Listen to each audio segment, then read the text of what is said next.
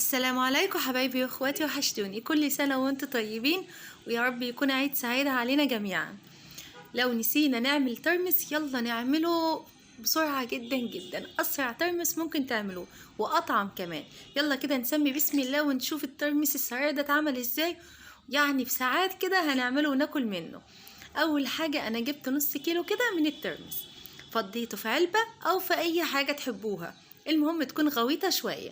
فضيته كده ونقيته كويس جدا. الترمس ده كان عندي قبل كده وكنت منقيه، بس برضو بحب ابص فيه تاني كده عشان لو في اي حاجة مش مستحبة اشيلها على طول. ترمس سريع جدا جدا وطعمه حلو جدا. الترمس ده مش مر او البلدي بتاعنا، ده الترمس الحلو بنجيبه كده من عند العطار عشان ما بياخدش وقت في التسوية. هو المفروض ياخد 3 ايام في التسوية بتاعته، احنا بقى هنعمله بساعتين 3 وهناكل احلى ترمس. يعني لو نسيتي كده تعملي الترمس يلا بسرعة نعمله مع بعض. انا نقيته كويس جدا زي ما انتوا شفتوا، ونزلت عليه بقى بالميه، ميه عاديه خالص من الحنفيه. عشان كده قلت لكم لازم تكون حاجه غويطه. هسيبه كده لمده 3 ساعات، 3 ساعات في المطبخ. هسيبه كده منقوع، وبعد ال3 ساعات هاخده اصفيه من الميه زي ما انتوا شايفين كده، وافضيه على طول في الحله. خلاص هو اخد ال3 ساعات بتوعه عشان يستوي معايا على طول. وبعدين في خلال ال3 ساعات دول غيرت له الميه مرتين او 3. فضيته في الحله بتاعتي، نزلت عليه بالميه كمان من الحنفيه، وكمان تكون الميه زياده شويه علشان الميه هتنقص طبعا معانا وهو بيغلي معانا. لو الميه نقصت نعمل ايه؟ نزود له ميه سخنه مش ميه ساقعه، عشان الميه من الحنفيه وهو بيغلي هتخليه يجلد كده، مش هيخلي الترمس معانا كويس. انا جبت بقى العلبه بتاعتي عبال ما الترمس بتاعي خلاص بيستوي. جبت علبة بقى، اهم حاجة تكون بغطا، وبدأت بقى احط الملح المظبوط واحط المية بتاعتي. المية دي انا غلياها كويس وسبتها تبرد تماما، اهم حاجة تكون باردة كويس جدا جدا.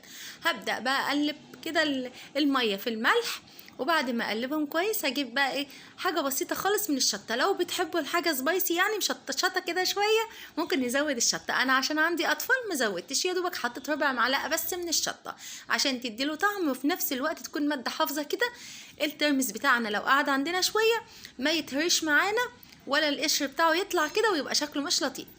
انا قلبتها بقى كويس كده وركنتها على جنب بعد ما حطيت الشطه والملح بتاعي المظبوط. هنا بقى جبت بوله صغيره كده وبدات احط فيها شويه ملح وشويه شطه حلوين كده، طبعا ضمت يعني اللي بيحب الشطه. وهنزل بقى بشويه الميه اللي احنا كنا غليانها قبل كده زي ما قلت لكم، وهقلبها كده كويس جدا وهحطها في جنب. دي بقى ممكن ازود طبعا الخليط بتاعي دوت واحطه في ازازه، ولما اجي اطلع شويه من الترمس افضي عليهم ده. طبعا الليمون ما احطوش الا في ساعتها، ساعه الاكل بالظبط. خلاص انا كده الترمس بتاعي وخد معايا ساعه الا ربع على التسويه، يعني ساعة الا ربع خدها او نص ساعة على حسب الترمسة ما تكون مستوية معانا. بدأت بقى اغسله كويس جدا جدا جدا، اهم حاجة الغسل بتاعه، لان لو ما غسلناهوش كويس هيبقى في المية طعم السلق بتاع الترمس معانا مش هنحبه خالص.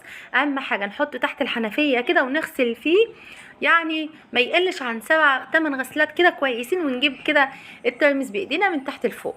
بعد ما غسلناه كويس جدا سيبناه بقى في المحلول اللي احنا عاملينه المكون من المية والشطة والملح، سبته كده لمدة نص ساعة، نص ساعة بس وهناكل منه.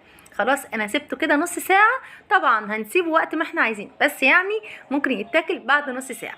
النص ساعة بقى هبدأ اقدمه زي ما قلت لكم.